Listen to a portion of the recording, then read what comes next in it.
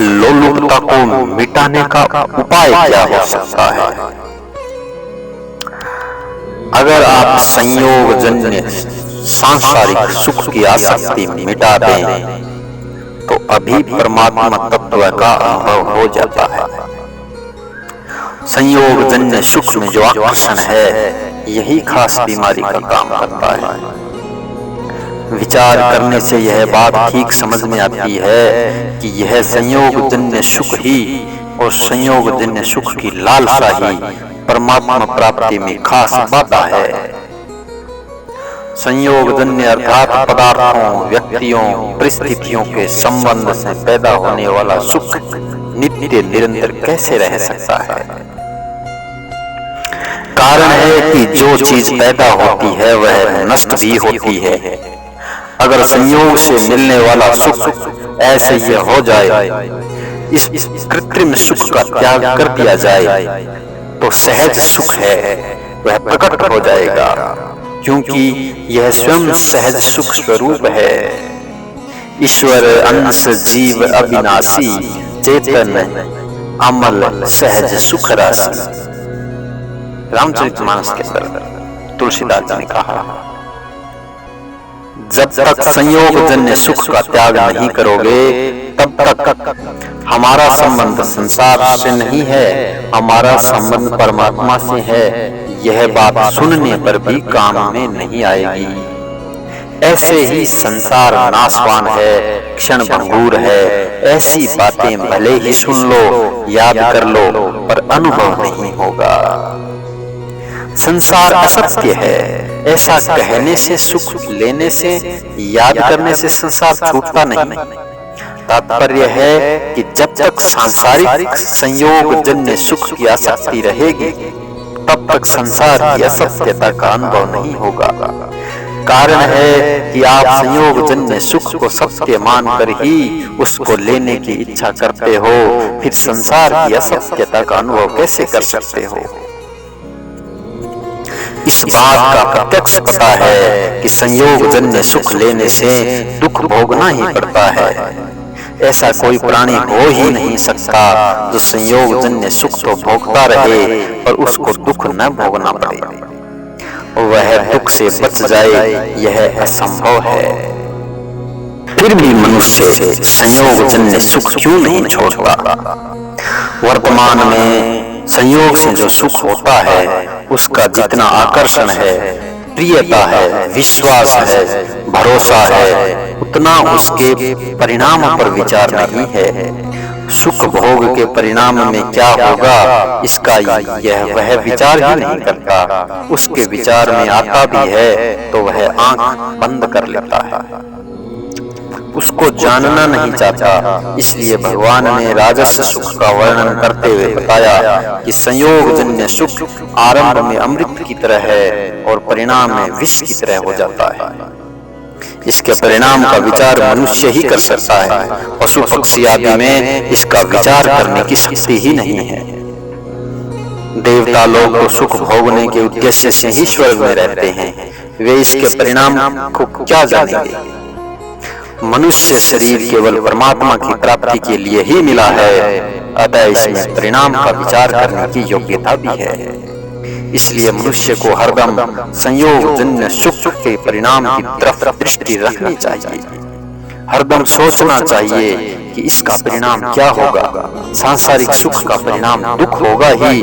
भगवान ने गीता में भी कहा है, ये ही स्पर्श सर्जा भोगा दुख योनये एवते, अर्थात जितने भी संबंध जन्य सुख है वे सब के सब दुखों के कारण हैं।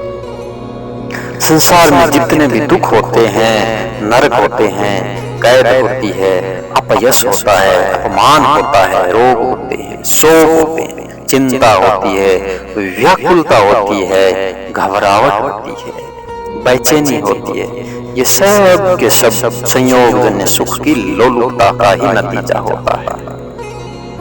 सुख इतना बाधक नहीं है जितना सुख की लोलुपता बाधक है।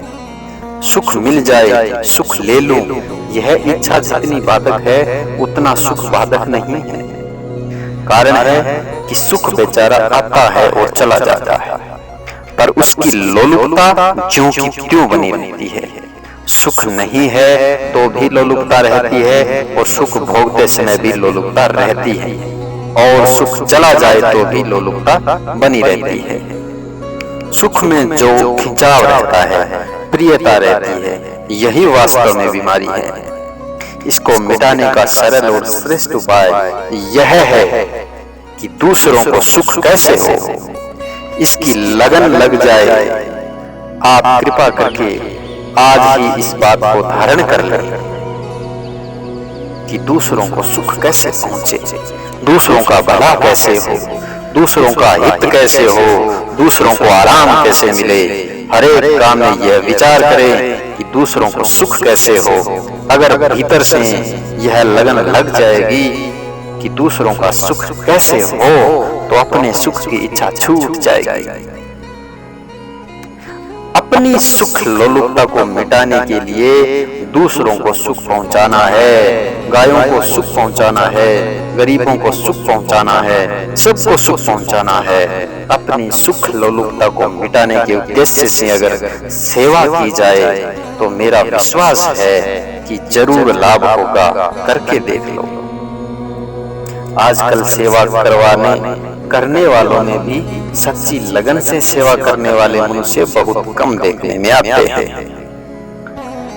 वे सेवा तो करते हैं पर उसमें दिखावटीपन रहता है। भीतर से यह लगन नहीं होती कि दूसरे को सुख कैसे पहुंचे, दूसरे का हित कैसे हो। गीता में कहा गया है कि जो प्राणी मात्र के हित में रत रहते हैं वे भगवान को प्राप्त हो जाते हैं। अब दूसरे की सेवा किस रीति से करें, यह बात महत्वपूर्ण है। दूसरे की सेवा करते समय अपनी मन की प्रधानता बिल्कुल न रखें, अपनी आग्रह बिल्कुल न रखें। केवल दूसरे के मन की तरफ देखें कि वे कैसे राजी हों, किस तरह से उनको सुख पहुंचे। हमें तो कई वर्षों के बाद यह बात पकड़ में आई कि मेरे मन की बात पूरी हो, यही कामना है। इसलिए अपनी मनमानी छोड़कर दूसरे की मनमानी करें, जो न्याय युक्त हो, शास्त्र सम्मत हो, अपनी सामर्थ्य के अनुरूप हो, ऐसी दूसरे की मन की बात पूरी करें। तो अपने आप में अपनी कामना को मिटाने की सामर्थ्य आ जाए।